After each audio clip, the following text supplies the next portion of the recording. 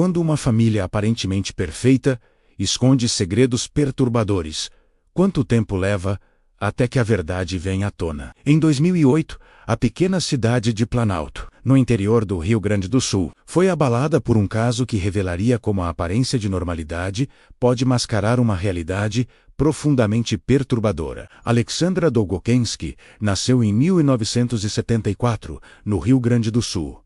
Criada em uma família de classe média da região, ela teve uma infância sem grandes traumas aparentes e acesso à educação básica. Desde jovem, demonstrou interesse pelas áreas de saúde e cuidados, o que eventualmente a levaria a trabalhar como auxiliar de enfermagem. Alexandra era descrita por conhecidos como uma pessoa funcional e competente no trabalho. Ela conseguiu estabelecer uma carreira estável na área de saúde na pequena Planalto, uma cidade de aproximadamente 10 mil habitantes, localizada no extremo oeste do Rio Grande do Sul, próxima à divisa com a Argentina. No início dos anos 1990, Alexandra conheceu Clovis Dolgokenski, um homem trabalhador que atuava no comércio local. O casal iniciou um relacionamento que rapidamente evoluiu para algo mais sério. Eles se casaram e estabeleceram residência na pacata cidade de Planalto. Nos primeiros anos de casamento, Alexandra e Clovis pareciam formar um casal comum para os padrões da pequena cidade.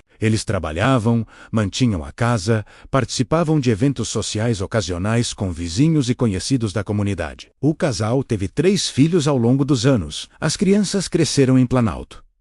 Frequentavam a escola local e, aos olhos da comunidade, pareciam fazer parte de uma família normal. No entanto, por trás das portas fechadas de sua residência, uma dinâmica profundamente disfuncional estava se desenvolvendo ao longo dos anos. Segundo relatos que emergiriam apenas depois, Alexandra começou a demonstrar comportamentos cada vez mais controladores e violentos em relação às crianças. Ela estabelecia regras extremamente rígidas, reagindo com agressividade desproporcional quando essas regras não eram seguidas à risca. Em uma cidade pequena como Planalto, onde todos conhecem todos, os segredos são difíceis de manter. No entanto, a família Dolgokenski conseguiu esconder por anos a extensão da violência que ocorria dentro de sua casa. Vizinhos ocasionalmente ouviam gritos, mas em comunidades interioranas há uma tendência maior de não se envolver em assuntos familiares alheios. Havia também o fato de que Alexandra trabalhava na área de saúde,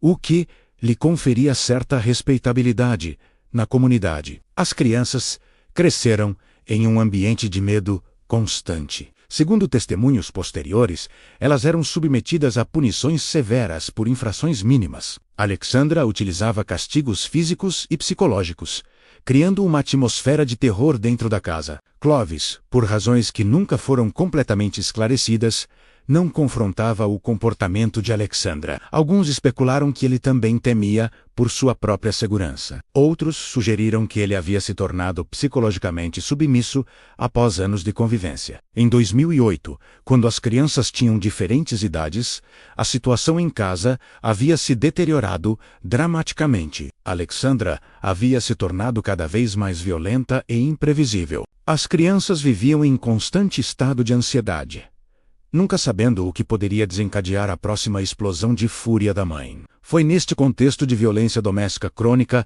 e disfunção familiar extrema que ocorreu um evento que finalmente exporia a verdade. Em agosto de 2008, moradores de Planalto começaram a notar que uma das crianças da família Dolgokenski, uma menina de aproximadamente 5 anos, não estava sendo vista há alguns dias. Em uma cidade pequena, a ausência de uma criança rapidamente se torna notada. Quando vizinhos questionaram Alexandra sobre o paradeiro da menina, ela forneceu explicações vagas. Disse que a criança estava doente, que estava em repouso, que não podia receber visitas.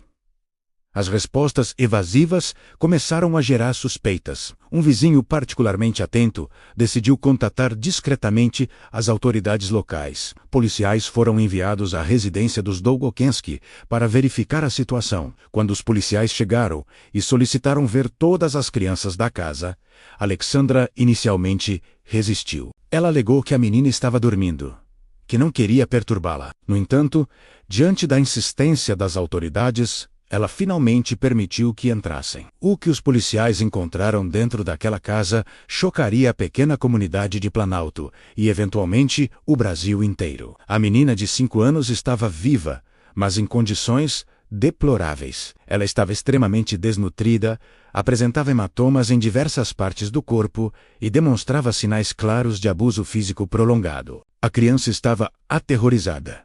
Mal conseguia falar, encolhendo-se em posição defensiva diante de qualquer movimento brusco. As outras crianças da família também apresentavam sinais de abuso, embora em grau menos severo do que a menina de 5 anos, que aparentemente era o alvo preferencial da violência de Alexandra. Os policiais imediatamente acionaram o conselho tutelar e serviços de saúde. As crianças foram removidas da casa e levadas para avaliação médica no hospital local. Os exames médicos revelaram um quadro aterrorizante. A menina de 5 anos estava gravemente desnutrida, pesando muito abaixo do esperado para sua idade. Ela apresentava múltiplas fraturas em diferentes estágios de cicatrização, indicando abuso físico crônico e repetido ao longo de meses ou até anos. Havia hematomas, cortes, queimaduras antigas. Os médicos que a examinaram ficaram chocados com a extensão dos ferimentos e com o fato de que aquela criança havia sobrevivido a tanto sofrimento. As outras crianças também apresentavam sinais de abuso,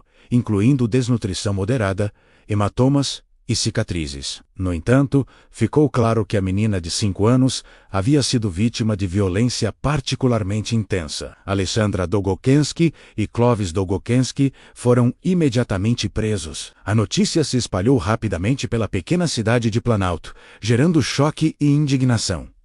Como aquilo havia acontecido? Como uma criança pôde sofrer tanto em uma cidade onde todos se conhecem? Por que ninguém percebeu ou interveio antes? Na delegacia, Alexandra inicialmente tentou negar as acusações. Ela alegou que as crianças eram difíceis, desobedientes, que ela apenas tentava discipliná-las. Tentou minimizar a gravidade dos ferimentos, sugerindo que as crianças eram desajeitadas e se machucavam frequentemente em acidentes. No entanto, confrontada com os laudos médicos que detalhavam fraturas múltiplas, desnutrição severa e sinais inequívocos de tortura prolongada, suas negações tornaram-se insustentáveis. Clovis foi interrogado separadamente. Ele admitiu que havia violência na casa, que Alexandra frequentemente agredia as crianças, especialmente a menina de 5 anos. Ele alegou que tentava intervir às vezes, mas que tinha medo de Alexandra e de suas reações violentas. Sua defesa era que ele também era, em certa medida, vítima do comportamento abusivo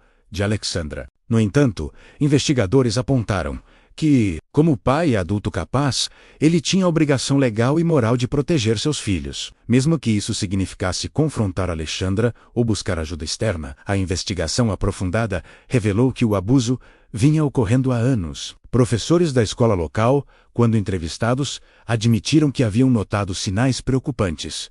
As crianças frequentemente chegavam com hematomas, pareciam assustadas e submissas, mas nenhuma denúncia formal havia sido feita. Como uma mãe pôde infligir tanto sofrimento aos próprios filhos? Por que uma comunidade inteira falhou em proteger crianças tão vulneráveis? E que justiça seria feita pelas vítimas que sofreram anos de abuso silencioso? Continue na parte 2, para descobrir como o julgamento expôs a terrível verdade sobre a família Długokenski e as consequências devastadoras do silêncio diante do abuso infantil.